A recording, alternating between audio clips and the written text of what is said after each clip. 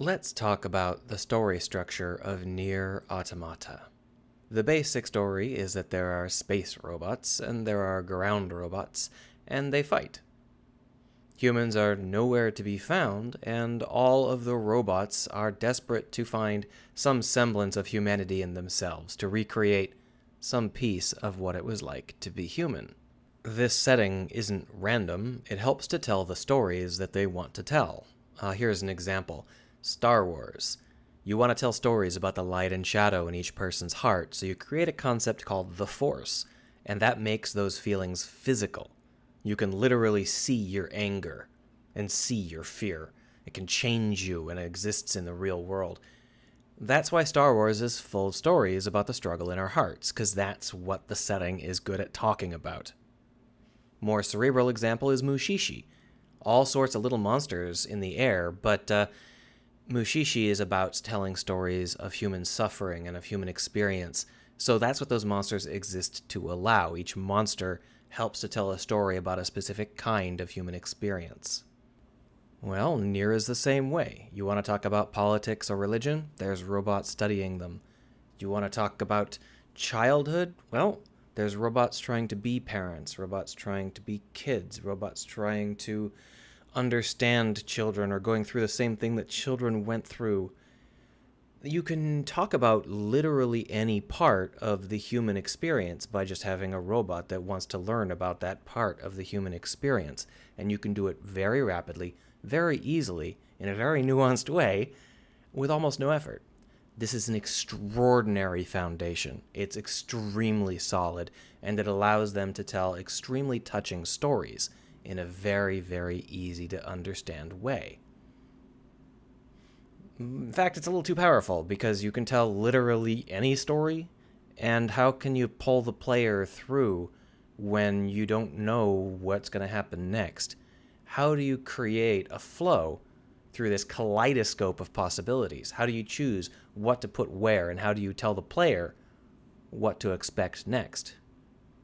Well, Yoko Taro and team had a pretty good idea.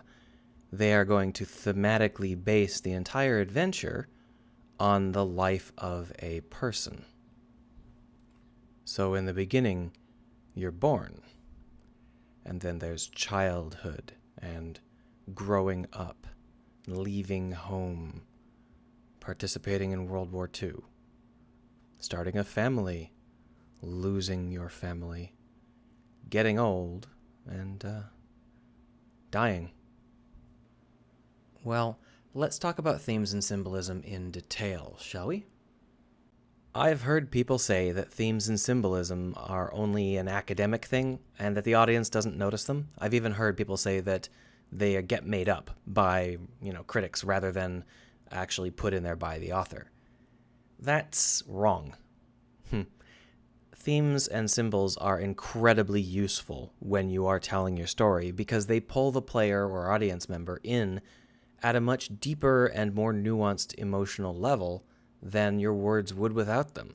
You can still get emotion and nuance out of your stories without themes, but you have to use a lot more words.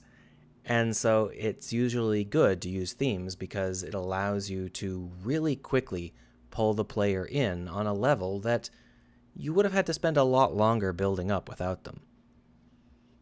Some of this is probably conscious and some of this is probably subconscious, but the best thing about this is that even if the player or audience member has no idea what theme you're talking about, the structure remains.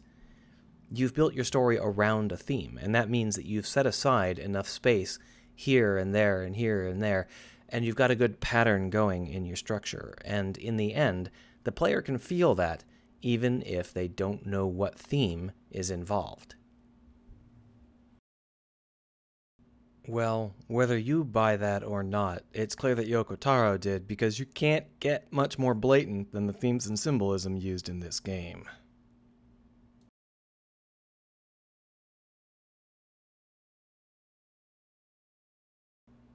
Trying to critique a story is actually a little difficult because the thing you think is bad might have actually been the artist's intention, and the thing you think is good might have actually screwed it up. But if we understand the artist's intention a little better, then we can talk about whether or not any given part of the story helped or hindered that. So understanding the thematic backbone of NieR should allow us to talk about which elements fell short and which elements succeeded. That said, there are a lot of other elements in play here. This is just the thematic backbone for the machines. There's a lot of story happening in NieR. It's a very convoluted game, so we're going to have to talk about that as well. Although the pieces are arranged according to a theme, the actual story is not according to that theme. It's a story about two space robots that go to Earth and get in a lot of fights with ground robots and then learn that the war is fake and then everything goes to hell. That story is the one that the players should be familiar with if they've played the game, especially if they've only played it once. Well, that story is the framing device. It's sort of the other face of the coin. So you've got the thematic progression and you've got the framing device, and you can sort of switch between them whenever you need to in order to move the story along in a more fluid way. We're going to talk about framing devices in their own video, because I've got a lot to say about that. So for now, we're going to just remember that they exist, but we're going to try and focus on the thematic progressions and the core story structure that serves those thematic progressions. Now, as much as I'd like to just say the words thematic progression until I fall asleep, it's time to talk about actual story. And the biggest problem with NieR's actual story is what we're looking at now. All of the character development, all of the touching vignettes happen in the second playthrough. The first playthrough feels like a bunch of random events and almost emotionless in comparison to the second playthrough. And that's a huge missed opportunity. It's a real shame because people who only play the game once don't get to see it, and it's sort of like NieR kind of dropped the ball. Well, the easiest example of this is Simone. This boss got very famous due to pre-release footage of a fight that looked really cool, and it's a pretty decent fight. It happens at the end of the childhood stage, after the Disneyland section, but before you actually get to the robot village. And that means that when you're playing the game your first time through, there's the Disneyland part, and then there's this random singer, and then there's a robot village. There's no real feeling of any sort of connectivity. But in the second playthrough, 9S hacks the boss and gets to see her memories. At this stage, it's revealed that she was basically a child bot that got a crush on a creepy older bot and tried to grow up. She tried to make herself pretty and appeal to him, and wow, it didn't work out. Like all first crushes, it went horribly wrong. And that really does connect the childhood fantasy kingdom with the trying to make your own way independent robot village. It's a growing up element, and it really does connect the two. But the pacing doesn't really work out even in the second playthrough. You don't learn about the boss before you fight her, and there's not really any hint that childhood has to have an end. It could have been done much more smoothly, but even if we assume that it couldn't have been done much more smoothly, putting those memories into the first playthrough would have let the player understand that childhood was ending. Now, if you don't buy the concept of thematic progression, maybe you don't see why that needs to be there, or you don't believe that it would have helped, but you really can't deny the fact that there's nothing to connect a Disneyland village and a random village of robots. One option would be to build that connection painstakingly yourself. Another option would be to use a thematic progression like this that shows childhood is ending, young adulthood is beginning.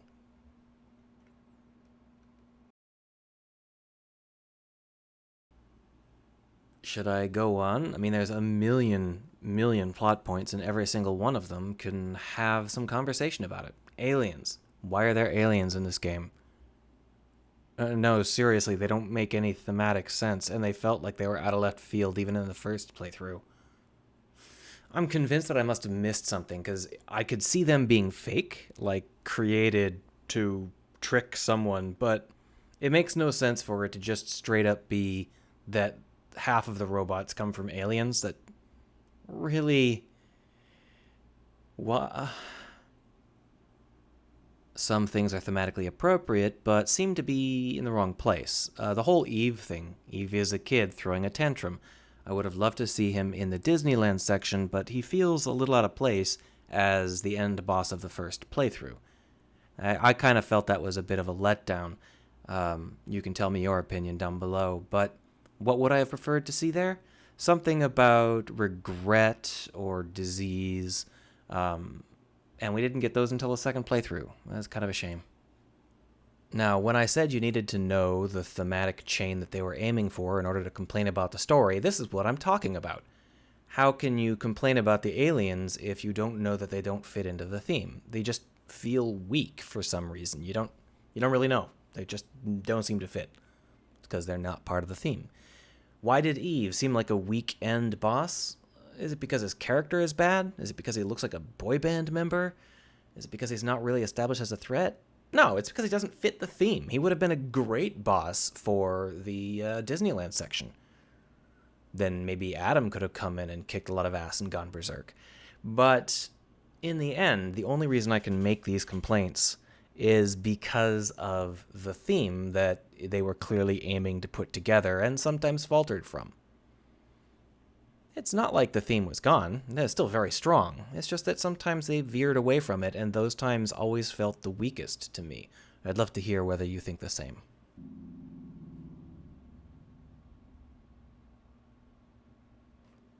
This is the last part of the video, and I'm going to make it about the last part of the game. If you have any interest in playing through the game twice, you should do that now, because I'm going to ruin the ending, and it's worth seeing on your own if you have any chance to do that. This is the death arc. 9S is old. All of his friends and lovers are dead. Every place he's ever gone is either rubble or unrecognizable. He's still getting in fights, but the fights have no meaning because the goals are long gone. So he does the only thing he can, and he goes on a pilgrimage to the White Tower. This is a very fuzzy and psychedelic thing. It's obviously suffering in the same way that all memories do as you age. It's unclear exactly why things are happening and exactly what's going on when. But when he gets to the top of the tower, he finds that everything he's ever done has been pointless. Not only is it all gone, it never had any meaning to begin with. He doesn't win. He can't cope with this, and he doesn't even try. He pushes through, and he leans on the last thing that exists. His hatred of A2. But everything's gone fuzzy. A2 isn't really A2, and his hatred isn't really hatred, it's desperation. He wants anything to matter, anything to exist. In the end, he just dies on that tower. He never accomplished anything. He never did anything particularly awesome. Even in the end, he didn't make the right choices. He just screwed up and died. The only choice he has is whether he wants to put his final thoughts down for a future generation, or whether he wants to fade away entirely. And that's all there is to him. This is an incredibly hard thing to do in a game. If you die at the end of a game, it's usually, I have sacrificed myself for the universe. But in this case, you sacrificed yourself for nothing. You actively didn't sacrifice yourself. You just suck. And it doesn't matter. But it's not a betrayal. It doesn't feel like a bad ending. It feels like a touching and poignant ending because the themes led to it so well. Of course he died. Of course his life didn't mean anything, because that's how life is. He's gone. The next generation is coming. Their lives are now the ones that have meaning. His does not. He didn't learn anything. He didn't do anything. He didn't become a hero. Yeah, that's life. This ending is worth studying because it's not the last 5 minutes that make this ending work. It's the first 40 hours. This ending only works because the theme sets it up so well. The player knows that this is a game about someone's life, and so the ending is going to be about someone's death. and that's why it can hit. Setting this kind of ending up takes an enormous amount of work, and they put that work in. And the final choice that you're given, whether to go to the stars or whether to stay here and fade away, it's the only real choice that you have in that sort of final situation. It's time to go. And where are you going to go?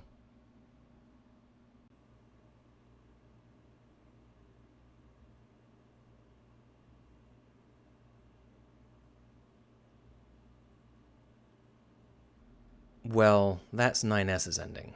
A2's ending is a tiny bit more upbeat. She dies. But when she does, she pushes her loved one to live on, and she even frees him of the memories of her that have been tormenting him. That's a really, really powerful ending in a very different way.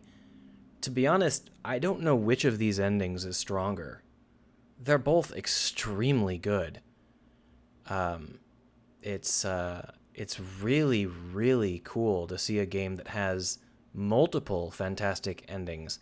It's just a shame that they require 2 playthroughs, because the first ending is crap. Well, I do recommend that these endings get studied, because they aren't good endings due to their 5 minutes of fame or whatever. They're good endings because of the 40 hours of work that went into prepping for them. If you put together like 10 greatest endings in video games and you put these in that video, people would be like, that's a weird ending. Why is he so fond of it? Because they haven't played through the 40 hours that prepped them for it. That said, if you feel differently about any of the things I've said, I'd love to hear about it. Obviously, this is just my take. In the end, I think NieR is a great game. There are a lot of times where I wish it had been tighter, but it really came through, and I recommend it if you don't mind the fact that the main character is a mostly naked lady.